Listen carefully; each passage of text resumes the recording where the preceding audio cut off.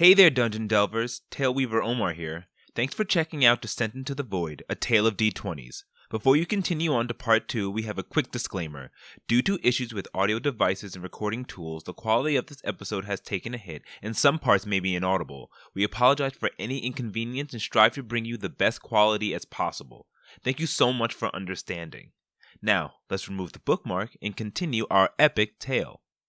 Welcome back, everyone. So let's remove the bookmark and continue our story. So, as you all slept for the evening, you awake in the early mornings. Though the landscape has not changed and the sky looks the same, you all complete a long rest. Recharged and energized, you're ready to continue your way towards ArrowWatch. Duran, you do feel a little extra today. You discovered that your muscles are a little less tense and your confidence has strengthened because of your insightful intuition of using the portable hole to carry your things when all seemed lost. You have a point of inspiration, a one-time use, but 1d12's worth.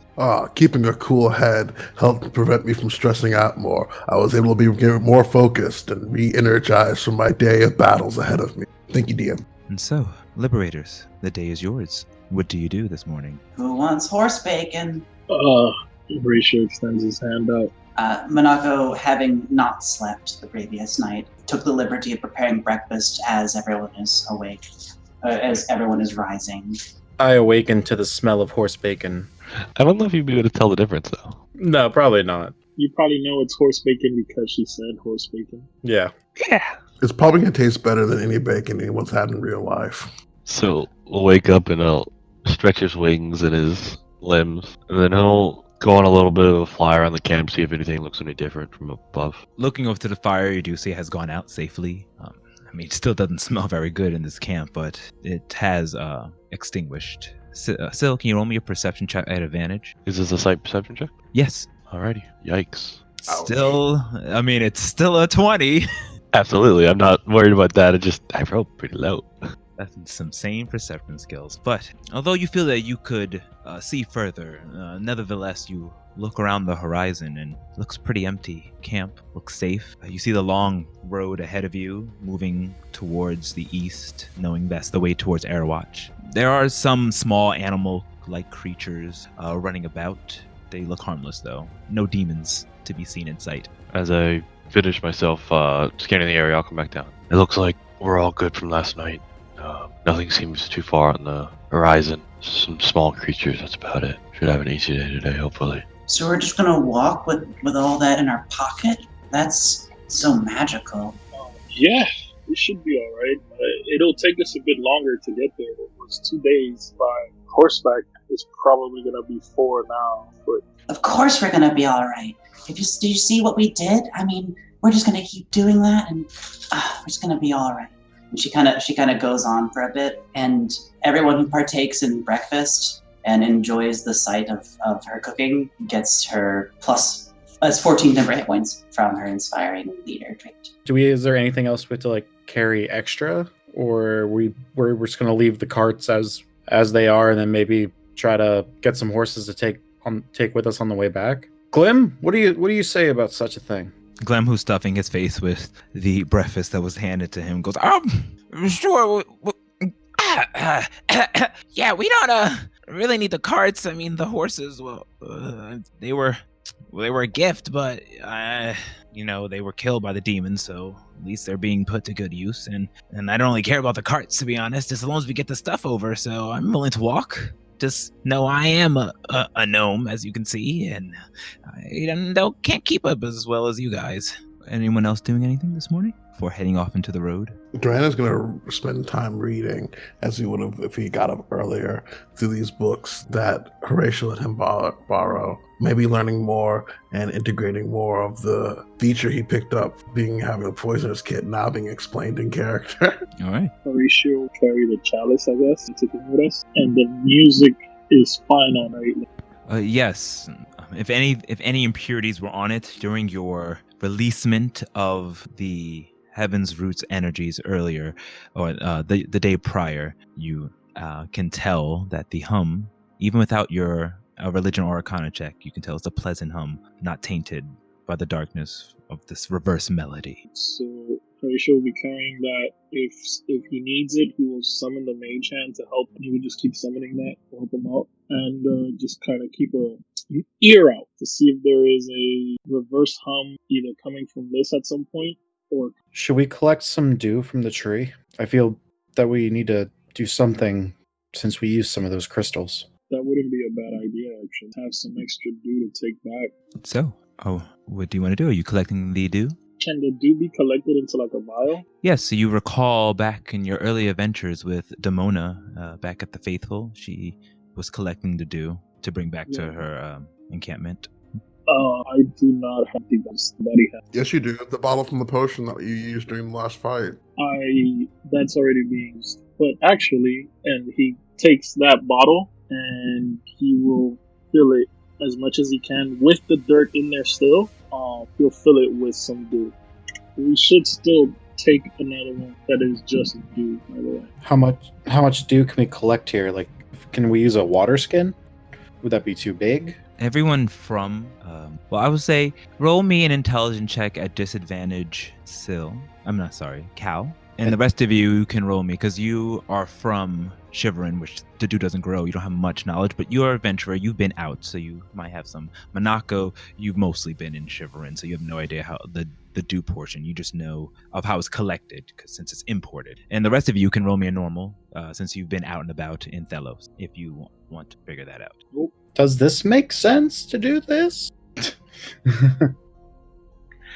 Well, we should also regulate how much we take. I think we can siphon some off, but we need to ensure that these crystals stay quite strong and protect this And Duran, area. if you want to, well, if you're reading your book still, you don't have to, but you can also roll a intelligence check if you're participating in this. He is mentally engrossed in learning about poisons and potions. All right. So, King, you've actually participated in collecting the dew with Demona, the gnome, back during that. You first met the warband. And you know that tiny little bit was collected into a potion-sized vial after giving your prayers to the gods. The dew is then dropped once it receives something from a cleric or anyone who is of divine nature. Depending how strong your prayers are, you'll just collect a vial's worth, which is enough to continue a large crystal for quite some time. But you have grown in this part a tree, so you will probably get a lot more, enough to fill a water skin, definitely, if the prayers are said correctly. So I'll explain that to the group, and I'll say, if we all participate in a group prayer, we can enhance its natural production, as those who have a strong connection with their deities resonate with these plants, and we should be able to siphon off, I would say, about half of a water All right, skin. well, I can lend a hand in prayer. Horatio will also lend a hand in prayer. I will recite the incantation and lead us in prayer. You can offer any thanks you wish, be it to Myliki, the Great Blanket Nyx, the Keeper of Scales, or anyone else you hold dear to your heart, or all of Monaco, them. will you join us? Oh, of course. And she'll step up and just lower her head and join in.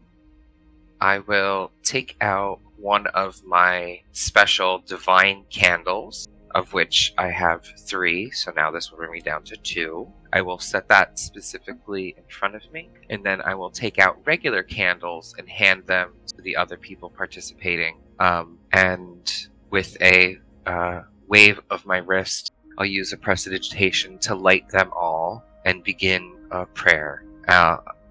Or actually, before I begin the prayer, I'll look over my shoulder to the rest of the group and I'll say, if you do not wish to participate, that is fine, but please do not disturb us for at least an hour. And then I will begin the prayer and hum a low chant, and then eventually break into like a hymn or a soft song.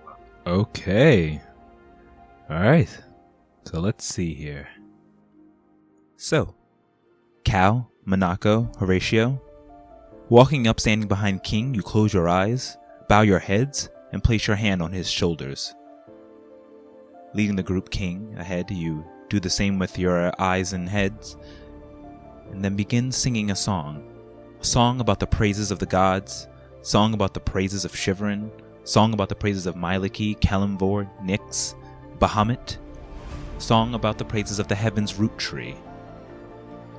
As your song continues, a chilling wind begins to blow all around you.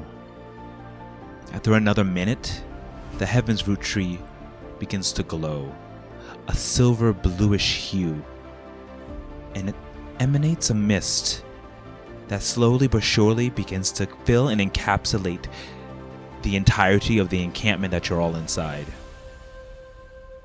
This wind then picks up, and not missing the cue, the mist starts to swirl and form a weird pattern combination of what looks to be Kalimvor, Myliki, and Nyx's holy relics.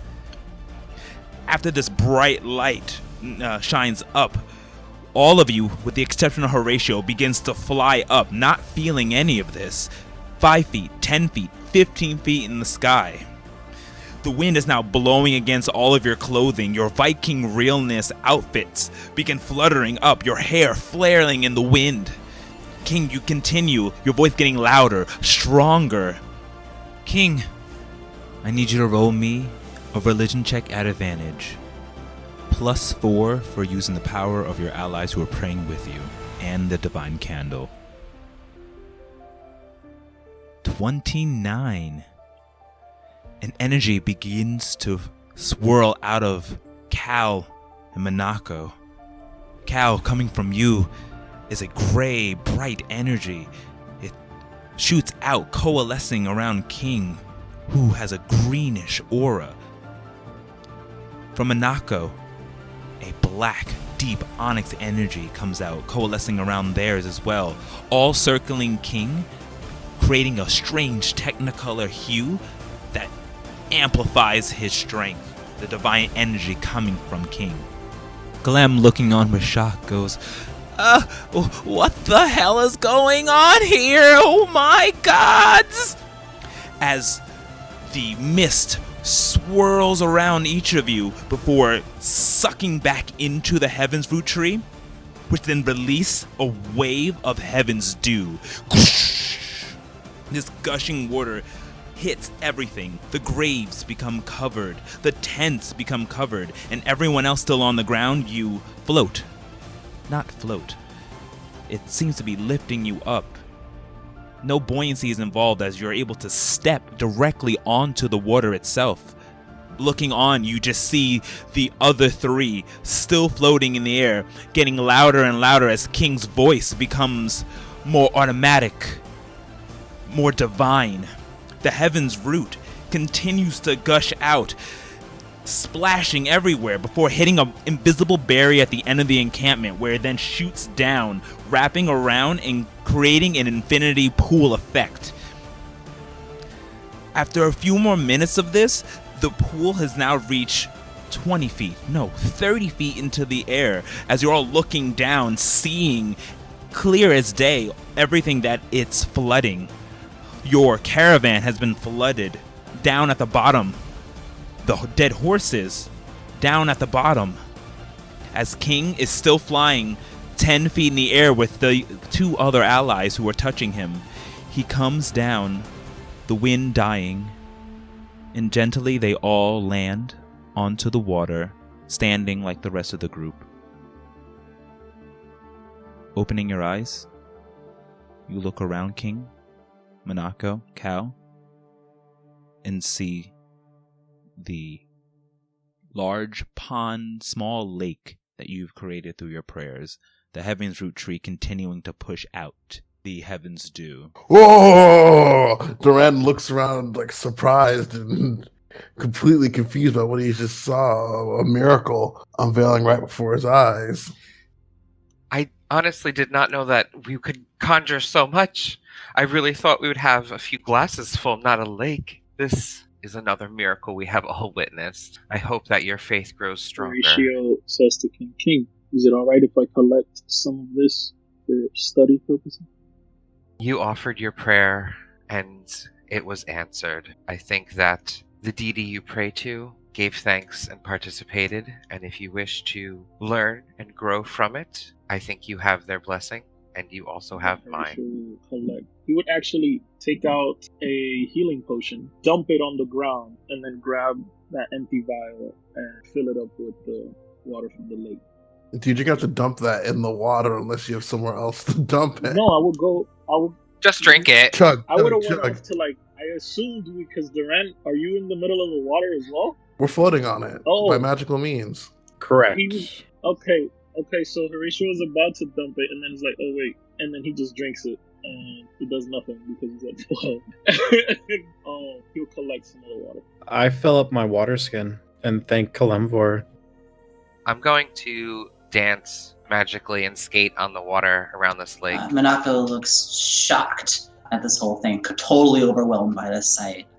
She's just sort of staring slack-jawed at what she's witnessing. Durant is gonna make like Horatio and just drink his potion and fill it up with Heaven's Root Dew and also water skin as well, if that's okay. Okay, so all of you can, if you're filling it up, just say you have a water skin of Heaven's Dew right in inventory, or minus your potions, and then say you have one potion bottles of Heaven's Dew. Yeah, Horatio sees them using the water pouch, and he does the same thing. Just drinks the water. He's gonna want to dump it in the lake. Drinks the water, and then collects it as well. I just named it a potion of Heaven's Dew. And that's fine. King, you said you're dancing, skating across the water? Yeah, I want to skate and dance and just still revel in the miracle we've made, and inside my heart I want to really pray and thank Mylaki for guiding me and for growing and showing these wonderful things. And I just want to honestly thank her for choosing me, and I feel blessed to be able to witness such miracles. And I want to just dance around the lake and revel for roll a me a moment. performance check at advantage. 17. Now roll me a wisdom check. Can I use one of my inspirations? Yes, you can. Not the El Rabo, I'll use the other one. On which roll? On the wisdom check. Okay, so 14. You begin to glide and skate around the Heaven's Dew pond that you have created, feeling joyous and embracing the energies of the divine gods who have blessed you such. You feel an energy in you begin to kind of spark. You're not sure, and you close your eyes and begin to just dance into the melody of this internal energy. It's almost like a song playing, and you don't miss a beat, hitting each one. And you all witness a gracefulness from King. That energy as you're kind of stretching out, and that something you feel in the pit of your soul as you get your hands on it. It feels cool, almost mist-like, and how it feels. It's almost like a mist energy swirling around you, but just as quick as this mysterious mist came upon you, it vanishes, and then you see yourself at the start of your dance pattern, not realizing that you went into a circular motion and landing in front of your allies. Minako looks at him. She seems extremely jealous. She kind of turns away and looks up at Cal and tries to go towards another area. Do you actively scowl at me? Because if you do, I'll react. I wouldn't call it a scowl. It's more like. As I land and see you look distraught or upset, I'll offer my hand to you to sort of say come dance with me. She'll look down and away and then take your hand after a moment. I'll pull you in and I'll say, look up, be proud of your miracle. And then I'll start to dance in the fashion I was before, and I'll try and lead us around once Tell more. me who you felt. Was it her? I felt more than one. She is my grounding, my center, my always. She was verdant and warm, but I also felt the reflections of the scales and the blanket of Nyx, and faint feelings and auras of others. As everyone prayed and gave themselves, it sort of melded and became its own harmonious thing. She'll dance with you a little bit, but after you kind of talk about that, she lets go and stands still and lets you kind of leave. And she looks down and says, I'm so glad that this could happen. This is such a wonderful resource for our people. This will mean a lot. We'll have to send another letter. And then she'll put a hand on her arm and walk away to go do so. All right. Anyone else doing anything this moments before you leave off? Duran watching King and everyone transcend to the sky in their dance and seeing King happily dance in merriment at this miracle that they've just done. It brings Duran's mind back to how much danger they've been through and how they almost lost King before and how everything looks so much brighter. And a single tear wells up in the corner of Duran's eye. So as you finish your dances and realize the miracle that's happened, as you step further and further, you do see that because you guys are much higher than you were before, and then there is an edge, and as you walk towards the edge and look down, you see that it's a little bit of a drop, about 20 feet to the ground, to continue onto the road. I will say I'm unsure how long the magic of this miracle will last, or if it is related to the distance we are to this dew pool. So I suggest we try and descend and float carefully. And I'll sort of try and fly towards the ground, since you said we were up in the air. Okay. So as you walk off the edge, instead of falling or stepping, you immediately start to walk down the side of this lake that seems to be held up almost by glass that you can't see, but it's clearly doing it on its own and almost creating a waterfall effect onto the ground below. And then as you get to the bottom, you simply step forward and are on the ground, looking up at your allies who are still 20 feet above. Horatio is still walking and taking notes and sees this happening. Okay, so we can walk down and keeps walking down, still taking notes. The same phenomenon happens to you as well. Banako looked very skeptical at first, but after seeing Horatio go down, gives a nervous look to Cal and then tries herself.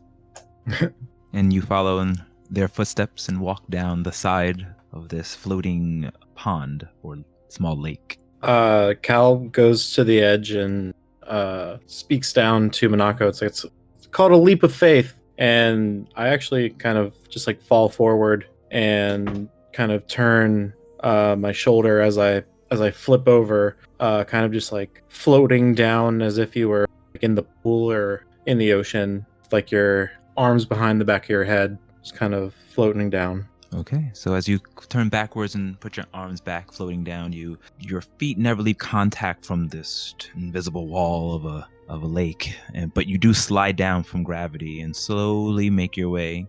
You look up at the sky and see the wall of the lake before landing safely on the ground below. Who else do we need? Glem? Oh, someone has to get Glem. Glem is also floating on top of it, and he's like, I guess I'll do it too. And he walks off and he goes, and begins walking. Duran pushes him a bit at the end to get him off the edge. He goes, I'm okay. And he begins to try to touch the water, and it's almost like a hard surface. And he's like, whoa, this is crazy. You guys are insane. How in the fucking hell did you do this? And he ends up on the ground next to you all. Faith, Glem, faith. Well, you've made a believer out of me. Oh. Then be sure to offer your thanks daily, or at least once a week, and I'll give him a wink. Roll a persuasion check at advantage. See if you make a believer out of. But a believer in what? Gum goes, yeah, you're right. I haven't been really close to the gods, but praise the new gods and the old ones. And the old one. Shall we continue, everyone? Ha ha ha! Yes, and Duran jumps off the side and tries to slide down it like a slick surface. And indeed, you slide down using the momentum from gravity to kind of slip your way to the bottom safely. I have a huge grin on my face as we continue forward. And so, are you still in air, or have you landed either on the lake or on the ground? I'll stay in the air. Okay. Keep my eyes peeled. Right. So, how high do you want to stay as you see your allies making it to the bottom below? 30 feet above them or so. Okay. So you had a strange perspective on this entire happening, because you were flying up the entire time and you saw it just raise up. The tree also, by the way, is floating on a mound of dirt that's surrounded by the crystals that you have. I look back and I'm like, I think this will all settle naturally. I think this miracle will work itself out. And then just turn and say, I believe, I have faith in it. And then I will continue and walk forward. Mm-hmm. Okay. As we're about to leave, Manako kind of looks back on it and she whispers to herself, was it you? You hear a whisper in your ear. I could never be capable of such a farce. No, this was not me. This was your divine prowess and connections with the gods. Ugh. Don't worry. You'll know when it's me, my love. She kind of smiles a little bit and then moves back up to the party, kind of adjusting her face to being more serious. Okay, so you all continue throughout the day, making your way there. Are we going at a fast pace, normal pace? And do you want to go a little extra? You're actually moving faster than the caravan, so you can make more time. Plus, you don't have to wait for animals to graze and eat and rest. You can push yourselves through. So you'll probably make it a lot faster, maybe be able to cut it by a day if you go that little extra mile. But the choice is yours. I say we go the extra mile since we had to stay the night.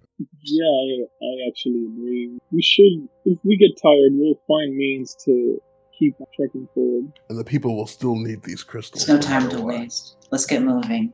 And I say we move double pace. Agreed. Let's press on then. All right. And we'll say, still you are within shot where you can hear all that as well. With you all in agreement, you begin to walk the eastern path towards ArrowWatch, keeping a sharp eye out on the horizon for any creature that means you harm. Horatio would stop taking notes to carry the chalice. You begin walking throughout this day. There's some scurrying, and you quickly jump back and forth to see what it is, but small animals and other things curious to see what walks on its plains.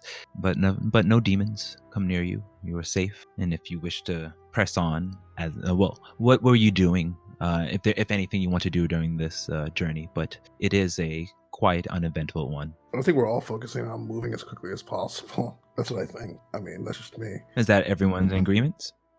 All right. Well, if there's nothing that anyone wishes to discuss or anything, then you will say you just continue throughout into the evening. You're getting a bit tired, but you've made a good amount of time. Glem letting you know that your destination is probably just another half a day's away. You could probably push and get an exhaustion point and reach there, or you can rest and then make it there by next morning, or next afternoon, I should say. What would you like to do? I would say if we push ourselves, we can get there by the morning time. We've been walking for so long. Yeah, but we're so much closer now. Oh, I guess you're right. We can always rest up when we get there. I mean, if you guys want, I can turn into a mammoth. You guys ride on my back, and then after an hour, I'll turn someone else. I will rest our legs a bit. Duran seems apprehensive to the idea of being turned into It'll be an fun, animal. come on. And Horatio changes into a woolly mammoth. As a mammoth, I'd be able to carry everyone comfortably, right? So you'll probably be able to carry, I would say, at least 3 to 4 of you. So if you are the 5th, and then but then Sil will have to remain flying though. Or Sil can perch up on one of the tusks, maybe.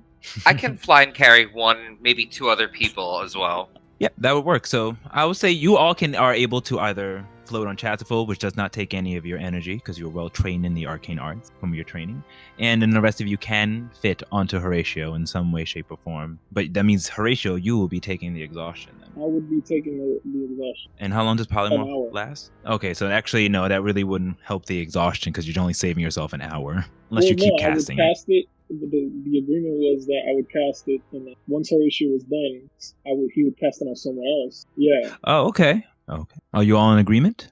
Wow, King, I've never ridden on a broom before. Maybe they should turn into animals. Yeah, so I need to focus to keep this afloat, so it will definitely have to be someone else. Come on, guys. Somebody got to do it with me. I mean... How long do we need to do this for?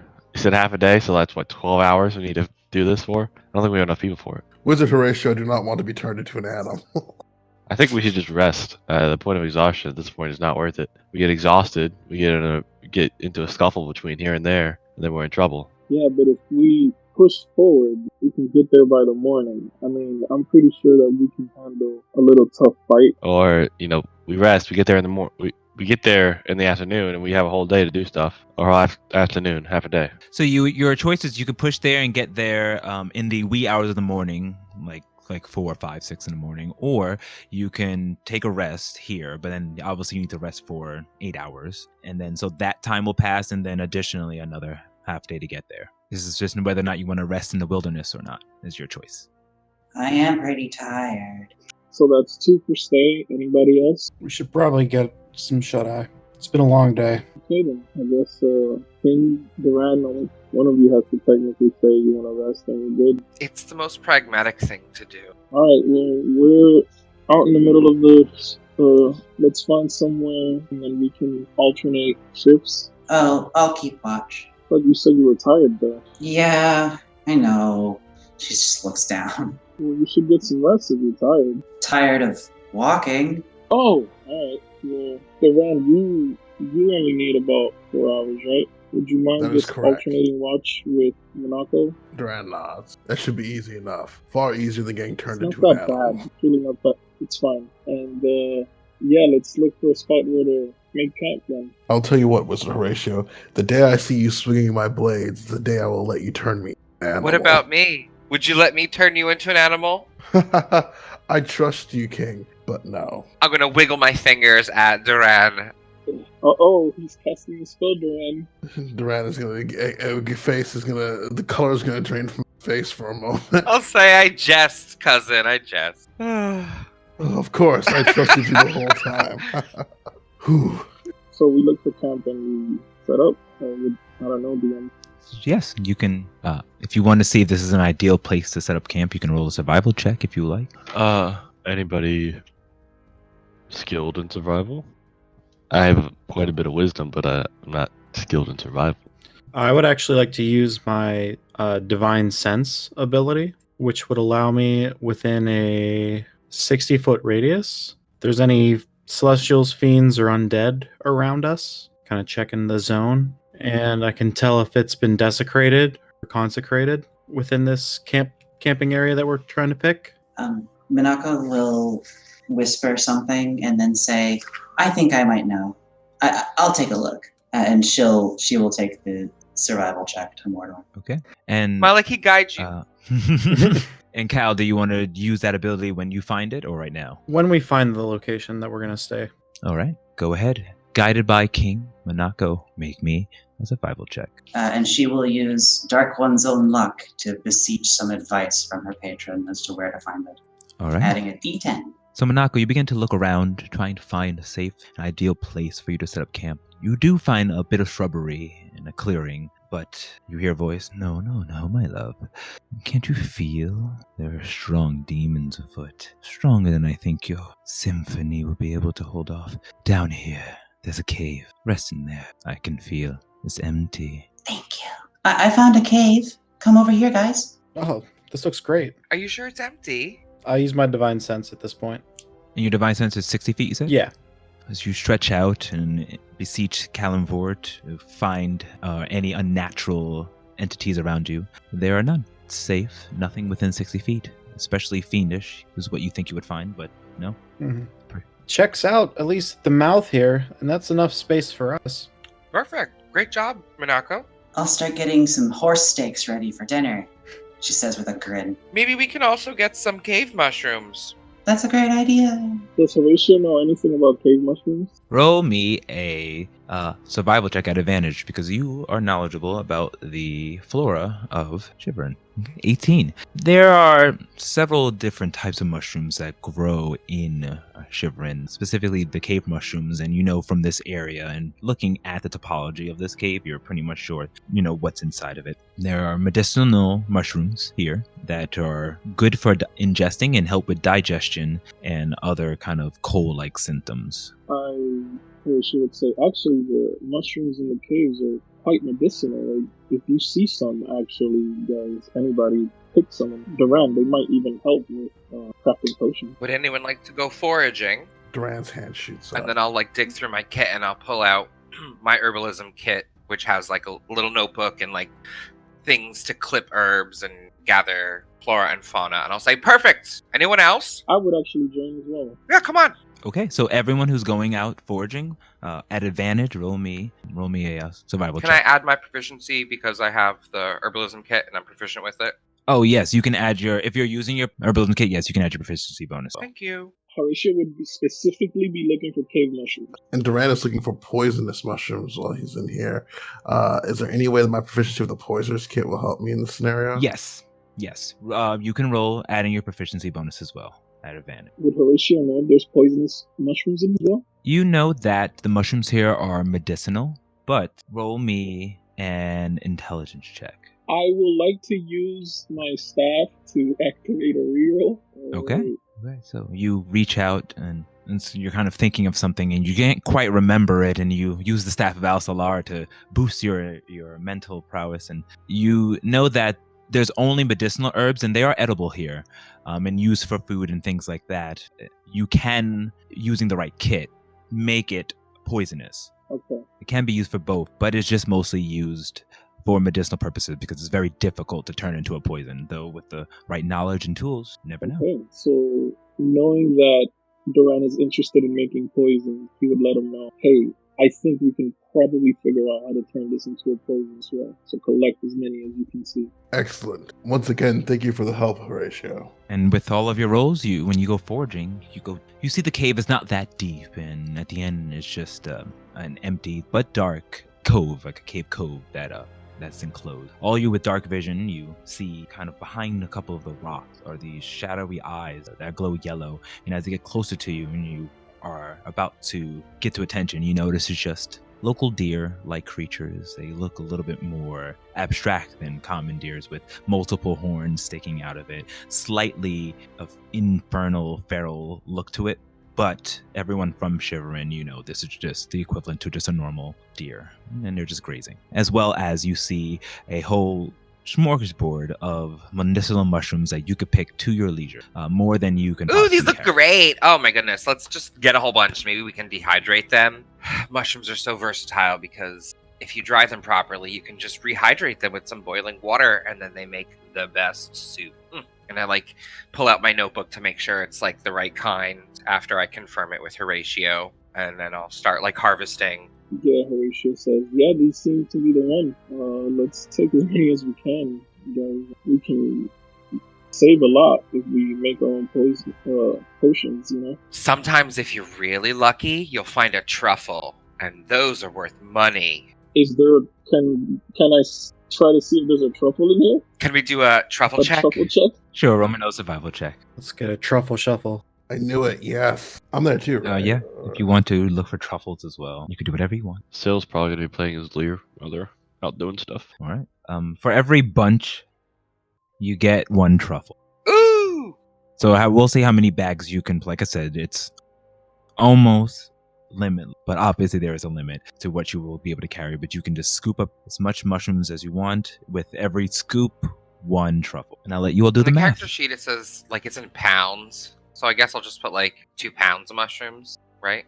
I would say a bag is a pound. So do that. How many pounds do you want, and then separate them by 1 pound a bag, and that's how many bags of, and that's how many truffles you have. Well, I want to make sure that we have enough for each person to have a decent amount of, and whatever Minako's gonna make. So I don't know. I would do it for an hour. How much do you think that would do? And especially if the three of us are looking, how many bags do you think that would be? Well, you don't want it to weigh too much, and with your normal things, although you do have the portable hole. So if you're putting in mind of your normal carrying weight, I'll say you're probably able to get about 100. 100 bags of truffle? Oh my god.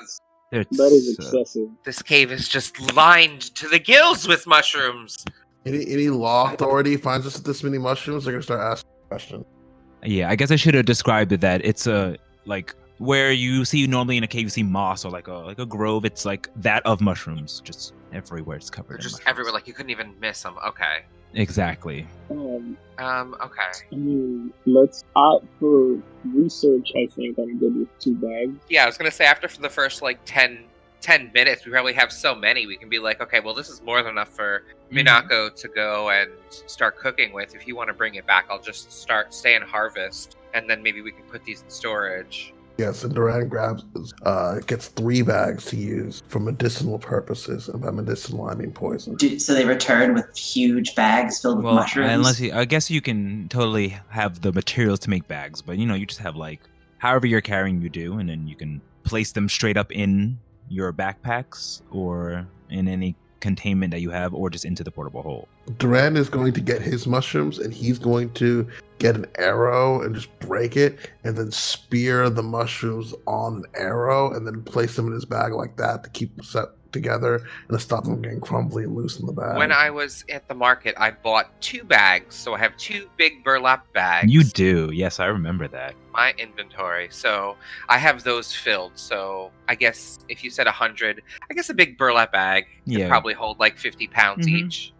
And then I'll like a big bag of mushrooms, and then those big bags we can put in the portable hole. So you have sacks and sacks of mushrooms. Sacks and sacks of mushrooms, and then I think there's no air in there, so they should stay fresh.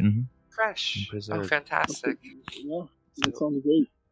For continuation sakes, we'll just, for the exact number, we'll just figure that out off camera. But you do have a plethora, let's say like caves worth of truffles and shrooms. And for story's sake, I'll like make several trips and spend like an hour or 2 collecting them, or however long, maybe 3 hours if need be, collecting these and gathering them. Cal, are you doing anything while they were out there as Syl is playing tranquil music? Roll me a performance check, see how well you're playing, Syl. And you add your proficiency bonus because you... So, 11? Okay. You're playing it pretty well. I mean, it's not... Some notes are maybe missed, but it's an enjoyable tune nonetheless. And Cal, you listen on to this. Is there anything you're doing specifically? Specifically, I am kind of setting up camp a little bit. Maybe getting everyone's bedrolls out and like organized, and getting, besides the cooking fire, maybe another side fire to kind of illuminate the cave a little bit better. Okay. Can I actually see how far back this cave goes, or does it go beyond 60 feet, or is it just like 60 feet and then the cave kind of bends? 60 feet, the cave kind of bends into that small grove. Like, let's say it's about like a 50-foot diameter grove that they all have been collecting mushrooms in? Okay. Like, yeah. And just like a small family of these shivering deer that are around. And they're chomping on the mushrooms, not paying you any mind. Okay. Yeah, I think I'll still kind of establish a perimeter, maybe check the surrounding area a little bit while Minako is cooking and they're collecting mushrooms. Okay. So after the hours or how much time you want to spend collecting and playing Minako, you ready a delicious mushroom-based meal. Not my best work, but it should have the freshness of a cave. Glam says, it's all good to me. I love an earthy flavor. It's delicious and so hearty. You can really taste the umami.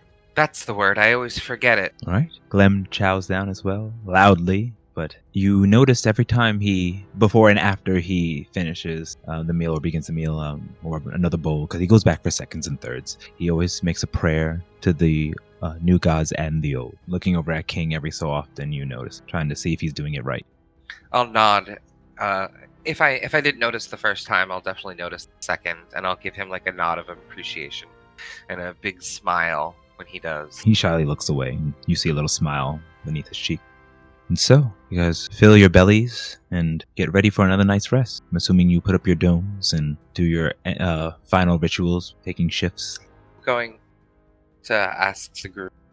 We have no plans to go back into the cave where we harvested all of these mushrooms, correct? I don't really have any more plans to do so now. Okay, perfect. I'll be right back. And then I'm going to quickly ride Chassifol out there. And when I was plucking the mushrooms earlier, I would strategically leave a few randomly around, so that way it wasn't plucking it completely dry. And I'll sit there and I'll meditate for just a minute or two, and then I'm gonna cast plant growth, targeting all of the area that we plucked the mushrooms from, and it causes them to all, rapidly grow strong and overgrowth, and reinvigorate the area, and say, thanks for providing this for us. I wish to offer this and replenish this space. Roll me a nature and a religion check, or a later check.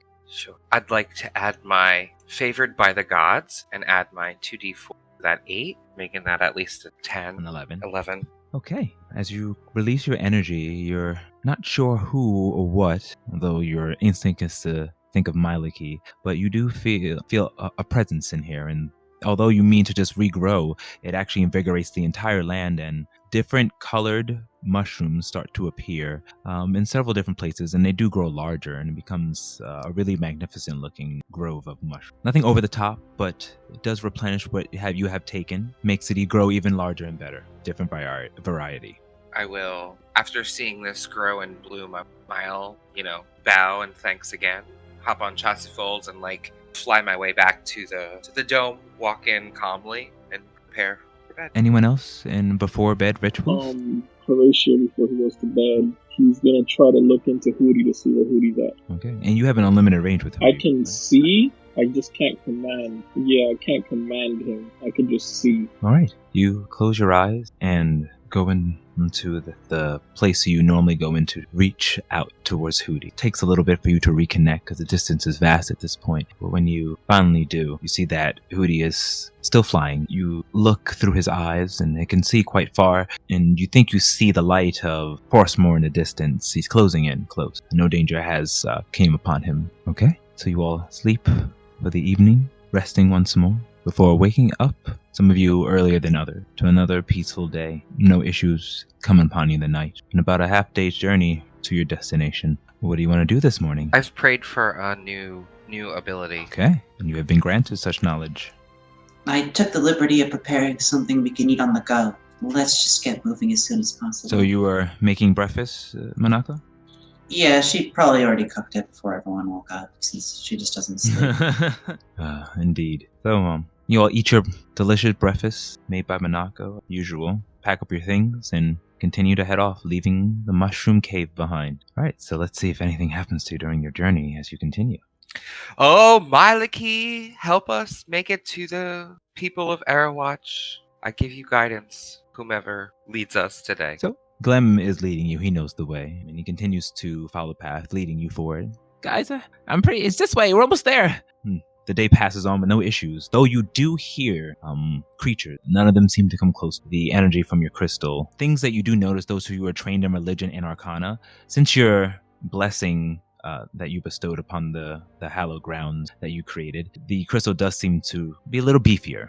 But a few more hours pass, a chilly wind begins to blow, and you see that the path arcs upwards over onto a hill. Glem turns around and is like, all right, we're almost there. We should be able to see it as soon as we get over this little hump. So as you all step over the hill within the distance ahead of you, you see a multi-layered black tower with several holes for windows, rising to what you could think this far back, over 200 feet in the air. This massive citadel from this distance seemed to have an open room, a large hole at the very top of it, seemingly from some type of attack or event that is long past. Clem turns over to you, says, there it is. We'll be there in just a couple more hours. Well, one if we just book it, but welcome to ArrowWatch. We made it. Also in the distance, you see a large lake, and you remember this as the river, a large river, and you notice this as the same river that you had passed much further south, though, from Small Point into Shiverin, that borders Stelos. You begin walking down the winding path before finally making it towards the foot of this large citadel. The size of it now coming to perspective as you're right up on it. You see how high it goes into the clouds. There is a large stone door that's ahead of you with just a large metal handle on top of it, and Glem walks up to it. The handle seems to be just the same size as Glem himself, but nevertheless he goes and attempts to grab it. I got this.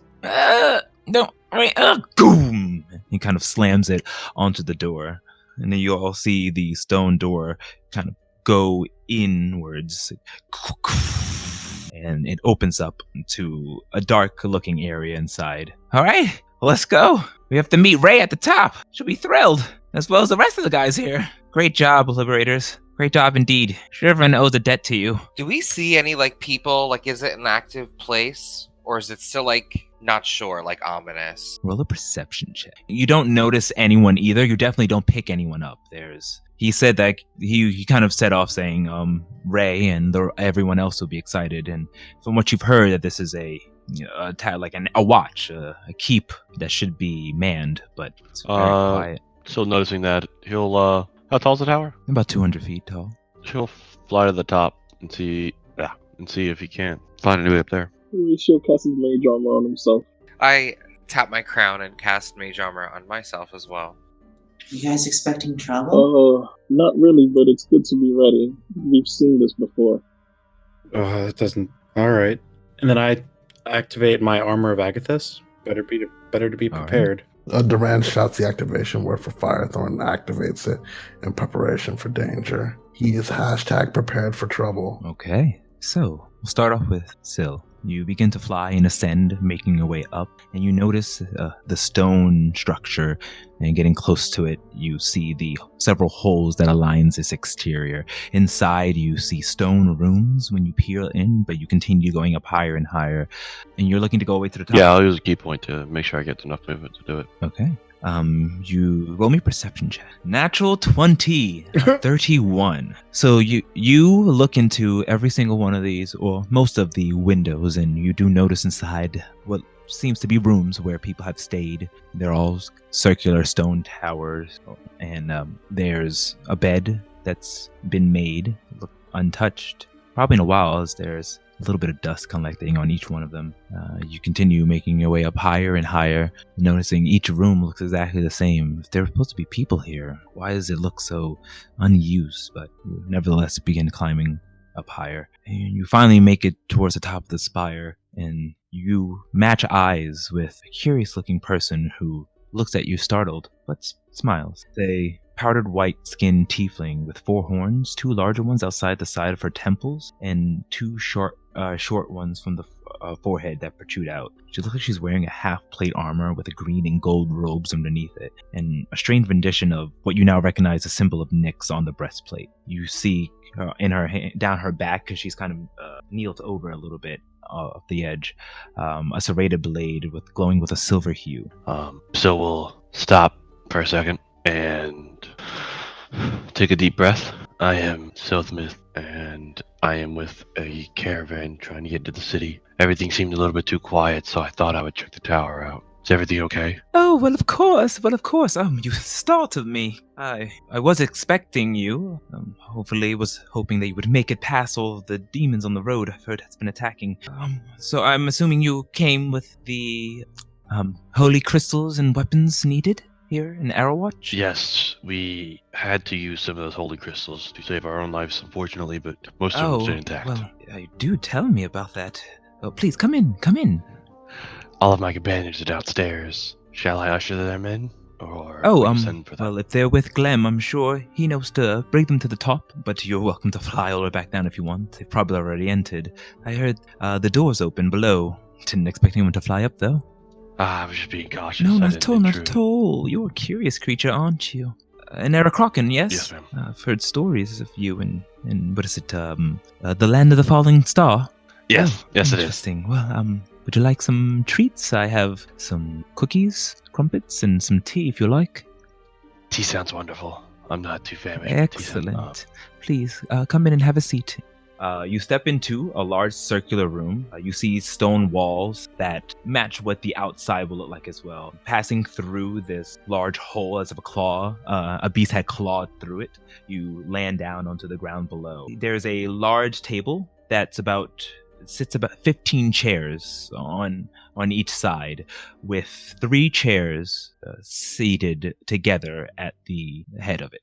No chairs at the other side. There is a little desk next to the table that has a pipe, like what you see is piping hot tea and other snacks that she walks on over to. Meanwhile, you all enter into this large tower, and you see the stone walls as well as many staircases similar to that of the Seekers Guild, leading to different sections of this citadel. It is quite dark in here, and dust kind of fills it just a little bit.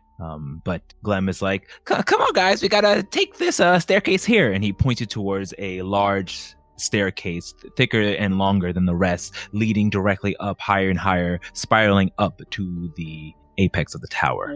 Glenn, where is everyone? It's been a while since I came here, but maybe they're out just patrolling, or maybe they went over to Thelos, I don't know. But come on. It seems a little too empty. Is the dust noticeable? Yeah, I would say with your passive perceptions, you all notice that it's a little dusty. Not like, oh, it's been here for years and years, but been like about a week or so. Maybe there was an attack recently, and they're rebuilding. Hopefully there are some leaders or people.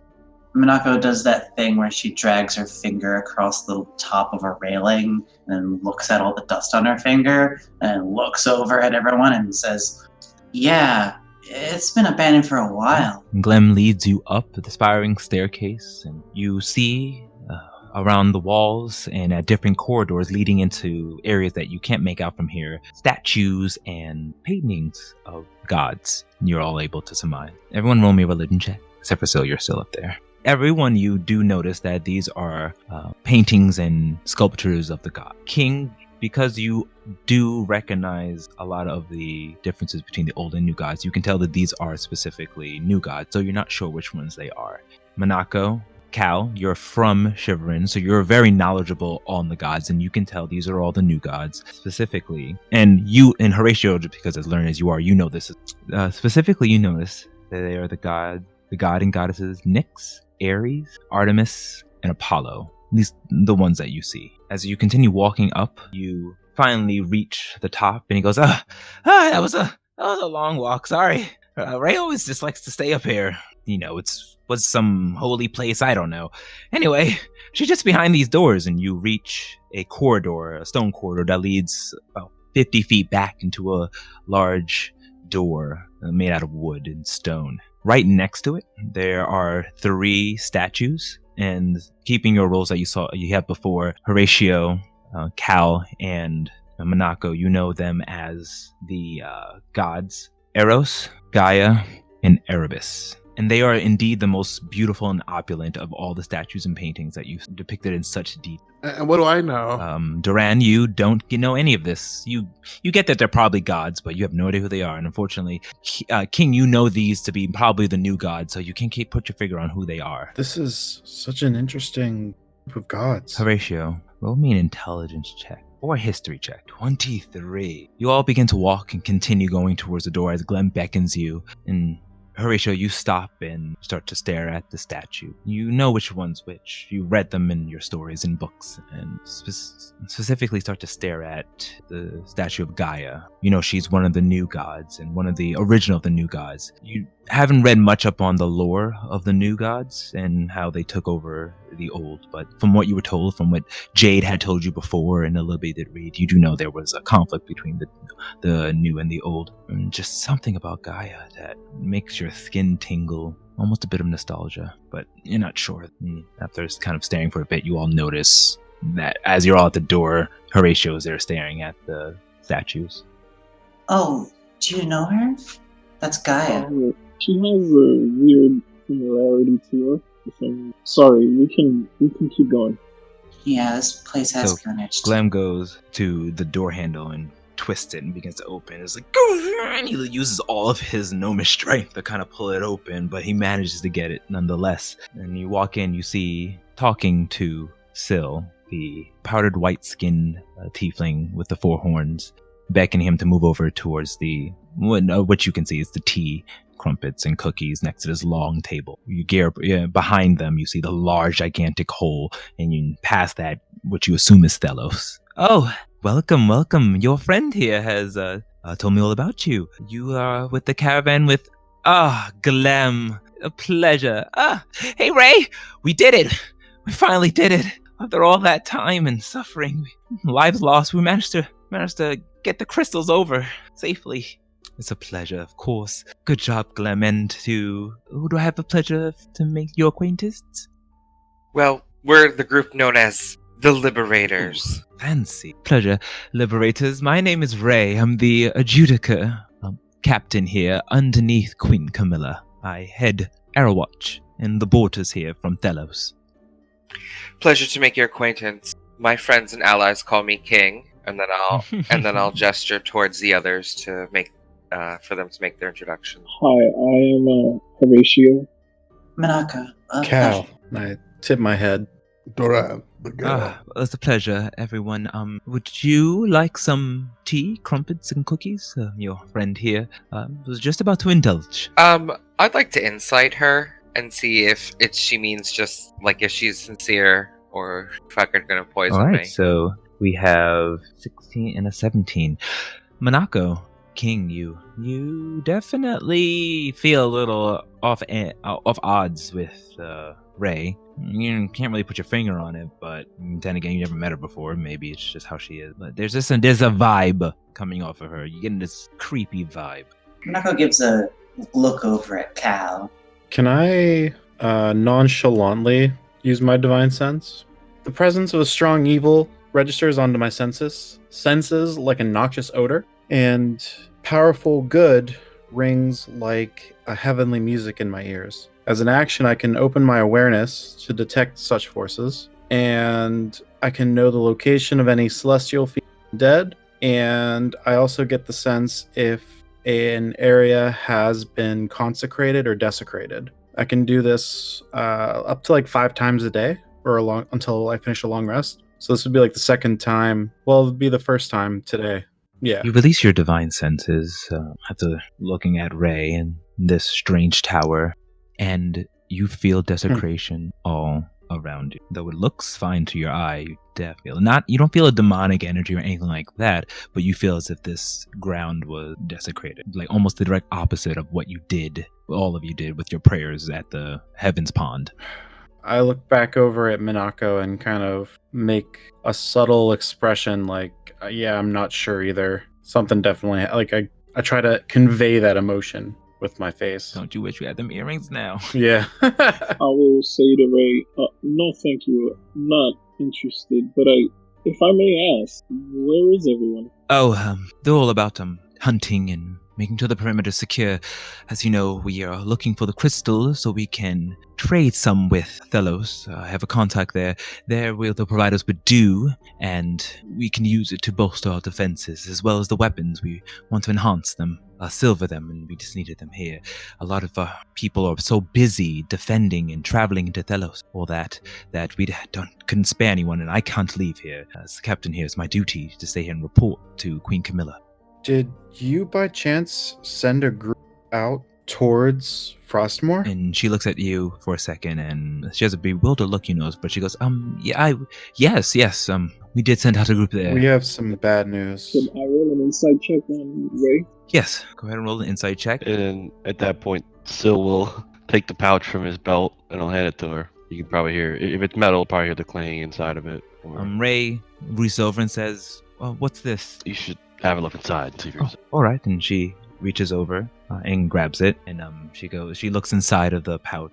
Oh, thank you for bringing this to me. I quietly want to look over at King and Durant and nod my head no. And she goes, well, I will make sure these are kept safe and are given the proper burial. Thank you. And she kind of puts it down on the table next to her. And my crystals and weapons, you have them, yes? Of course. And she pulls out from kind of behind her, there's another little desk, and underneath it she pulls what seems to be a chest, and she goes, I have payment, of course, for your delivery. I'm going to say to her in Elven, oh, the braids in your hair are so beautiful. Did you learn how to do it, or does someone do it for you? To see if she responds in Elven. She smiles and says, I'm sorry.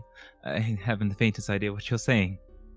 I'll switch back to common. I'll say, I'm so sorry. Your braids have such a Elven finesse to them. I thought that you might know the language. No, I'm sorry. Thank you, though. I do like to pay a little attention to my looks, although I'm a warrior, and I'm glad you like it. Well then, my crystals, please, and weapons. I don't mind. And she slides over the chest that you hear, there's definitely a lot of money and stuff in it. I even have a little extra for making such the dangerous journey. Well, see, there's something that's been bothering me. I mean, you say you have people going on patrols, but the entire place is dusty. How long are these patrols? Are they not returning? I'm not worried that they're dead? Of course not. They are trained warriors. They're fine, and it may be empty, but of course they'll come here and it'll be rowdy again. Oh, right, Clem? And Clem's like, yeah, of course. Rowdy is no tomorrow. Now, please, can I have my crystals? And you can take your money. Shiverins forever in your debt. And she steps closer to you. Syl's gonna stand behind Glem, and he's gonna try to grab him. Okay. Roll me a grab. Well, give me a strength check at advantage. Athletics or strength? Oh, athletics. Sorry, athletics. So you quickly grab onto him. I'm gonna hold one of my darts to his neck. And he goes, what? What's the meaning of this? What? Hey! And Ray's like, what are you doing? What is the meaning in this? What kind of treachery is this? Silmith, what are you doing? Silmith has caught on, Because who are you? I don't know what type of leader would feel nothing over the death of her entire force. This whole area feels desecrated. Please, don't waste any of our time by lying. Guy, please, wait, we traveled together. What are you doing, Sil? And then I'll slowly move towards the opening in the wall, and I'll be like, if you don't start explaining, I'm not afraid to drop this man outside, and unfortunately he can't fly like me. That's absurd. Unhand him, please. What is this? What is this? Please, he might just do it. You can't. Just tell him. And he'll start extending his hand as he's holding him over top. It's only one quick fall. So, hold off on that. Ray, what are you hiding? I'm not hiding anything. You are heathens. Unhand that man. I have nothing to tell you. And Sil will... he will fake drop him and catch him with his other hand. Ray, help! Help that man. He's an ally. Definitely lying to us. What are you hiding? And then you see her expression go from that panic look to more of confidence and almost annoyance, and you see her go, her voice completely changed, and oh, my. Well, I guess the jig is up, isn't it? Let the little shit drop, I don't care. Just give me what you came to drop off. I want my crystals. And her form begins to shimmer and change, and it goes from this beautiful powdered white tiefling to a pale blobular humanoid wearing tight clothing that fits the entire body, and there's a tail to this creature, and they go, ta-da! I hope my performance was excellent. Now, I don't have time to waste. Give me my crystals. I'm gonna cast Hold Person. At the same time, I'm going to throw Glem at her, if I can. Jeez, why are you throwing this gnome? He's innocent. I think Glem's a demon in disguise. Still, roll me a athletic check, and we'll see hit with a gnome. You go ahead and throw Glem, but he doesn't go very far. He's still a chunky gnome, and he kind of lands onto the ground like, oof. You go and release your hold person, and you see it hit them, but then they kind of break free and go, no, none of that now. Snapping their fingers, you instantly feel an energy come upon the entire room. Anything magical that's on you, you immediately feel it lose its energy. Ooh. Chatterfold that was floating next to you, if it was floating, has fallen, and any type of connection that you felt towards your magical items seems to have lost its juice. We won't have any of that happening here. And snapping their fingers one more time, the door just slams shut, kadoof, behind you. Like I said, give me the crystals for the Dark Lord. And with that, we're going to end tonight's session. Oh my gosh, that was so good. Holy shit. Man, I think if Sil drank some of that tea, he would. You drink the tea. No.